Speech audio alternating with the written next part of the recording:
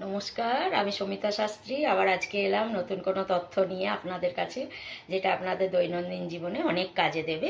এরমই একটা তথ্য হচ্ছে যে যাদের মিথুন রাশি, তো তাদের যদি দেখেন যে কোনো কাজে যাচ্ছেন, সফলতা পাচ্ছেন না, কোনো চাকরিতে যাচ্ছেন, বসের সঙ্গে অসুবিধে হচ্ছে, ঝামেলা হচ্ছে, চাকরি ছেড়ে দেওয়ার মতন আপনাদের অবস্থা হয়েছে, বা কাউকে চাকরি ছেড়েও দিতে হচ্ছে, বা সংসারে স্বামী স্ত্রীর মধ্যে ঝগড়া ঝামেলা এরম চলছে, এইসবের থেকে মুক্তি পেতে এবং শান্তিতে সংসার জীবন চালাতে গেলে কি করতে হবে?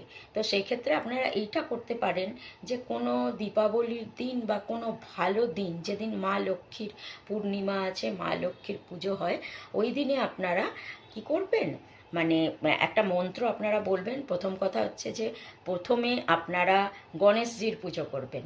গণেশজির চরণে আপনারা একটা গোটা হলুদ ঠেকিয়ে নেবেন গণেশজির চরণে। নেওয়ার পর সেই হলুদটা সবুজ কাপড়ে মুড়ে আপনি এমন জায়গায় লুকিয়ে রাখবেন যাতে সারা জীবনে কেউ খুঁজে না পায়, এমনকি আপনিও পরে যাতে খুঁজে না পান। ঠিক আছে, এইটা করবেন। এবং উত্তর দিকে মুখ করে আপনাদের একটা মন্ত্র বলতে হবে। সেই মন্ত্রটা হচ্ছে যে ওম হং হনুমতায় নমঃ।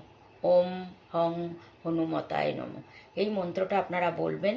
বলার পর দেখবেন যে আপনাদের এই কাজটা সফল হয়েছে। তো ভালো থাকুন, সুস্থ থাকুন।